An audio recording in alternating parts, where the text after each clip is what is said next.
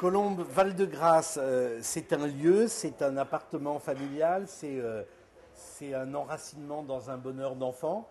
Et en même temps, pour le lecteur, Val-de-Grâce, ça sonne comme un hôpital. Et je pense que vous avez choisi aussi ce titre par l'ambivalence, puisque dans ce lieu de tous les bonheurs, il va y avoir aussi le malheur qui frappe les enfants. Alors c'est drôle, j'ai pas pensé. Effectivement, il y a l'hôpital du Val-de-Grâce, mais Val-de-Grâce, c'est tout Val-de-Grâce, c'est magnifique, quoi. C'est le Il y a Val la de grâce dedans. C'est la grâce. Ça, c'était après, je voulais vous en parler. Et c'est pas. On aurait habité rue du Faubourg-Poissonnière, ça aurait été moins bien. Ouais. Mais effectivement, il y avait tout pour que ça soit enchanteur de cet endroit. Le lieu, effectivement, à quelques pas de Luxembourg, ces années 70 où tout était facile, où il y avait un peu d'argent, où il y avait plein d'espoir. On était après mai 68, où on élevait ses enfants avec beaucoup de liberté et très peu de contraintes. Il y a fait qu'on habitait à Paris, dans une démocratie, dans la plus belle ville du monde, dans le plus beau quartier, qu'on avait cette chance et on savait que c'était... Que les voisins étaient extraordinaires. Voilà, et on savait que c'était une grâce extraordinaire. En la vivant, on savait que c'était unique. Mais effectivement, on était un peu loin de la réalité. Il y avait l'hôpital pas très loin, mais cet hôpital, effectivement, on l'a un peu trop longtemps oublié.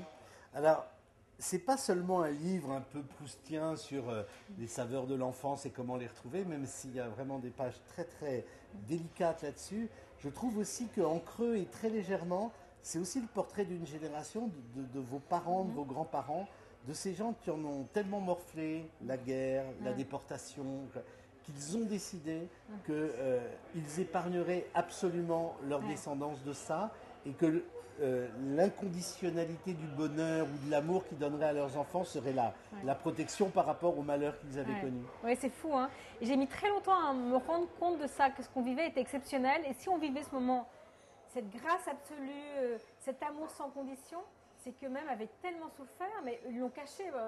Toute mon enfance, quand mes parents m'ont raconté la guerre, ou mes grands-parents m'ont raconté la guerre, c'est un peu comme dans le film d'Annie Moretti, c'était pas si grave. On était cachés. Ils ne voulaient pas vous encombrer de ça. On en parlait, c'était pas un sujet caché, mais c'était transformé. C'est-à-dire que mon père m'a raconté la guerre chez les résistants, cachés, avec des faux papiers, la nuit, dormant à la belle étoile. Mais c'était comme une aventure incroyable. Ma mère avait raconté ça avec beaucoup plus d'amertume, parce qu'elle était cachée dans un couvent et elle en était très amère, bizarrement, alors que c'est religieux. Oui, parce qu'elle en voulait, vous dites ça, c'est justement, elle en voulait à ces gens qui l'avaient quand même sauvé, de ne pas avoir seulement accepté de vouloir sauver son corps, mais d'essayer de sauver son âme en essayant de la convertir. Et ça c'était une violence qu'elle n'avait pas supportée. Et ce qui est incroyable, c'est que mon oncle, qui est un peu plus jeune qu'elle, on en a parlé il y a récemment, il me dit, je n'arrivais pas à comprendre la violence qu'elle avait contre ces religieuses. Elles nous ont sauvés.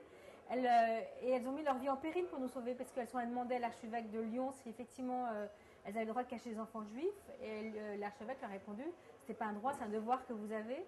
Elles auraient pu être arrêtées, déportées pour cet acte. Et ma mère n'avait pas à en être reconnaissante de ça. Et elle nous racontait effectivement la dureté. C'était effectivement très dur. C'est une petite fille de 10 ans qui tout d'un coup était projetée loin de ses parents, sans nouvelles, en mangeant, dormait dans un... C'était dur, c'était violent. Voilà.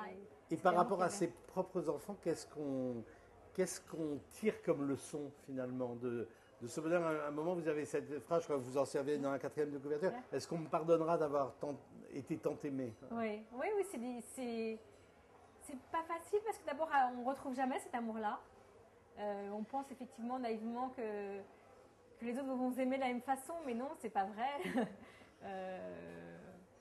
Je pense qu'on peut provoquer une certaine jalousie, enfin de trop en avoir. Quoi, je me disais, quand j'ai publié mon premier livre, je me disais, mais c'est incroyable, je publie un livre, j'ai le meilleur éditeur du monde et ça marche, mais c'est pas juste. Quoi, il y a quelque chose de trop de chance. Quoi, et en même temps, pour mes enfants, j'aimerais qu'ils aient la même chose. Et qu'ils se rendent compte que cette chance incroyable, c'est beaucoup de travail aussi. C'est beaucoup de travail d'abord. Merci Colombe.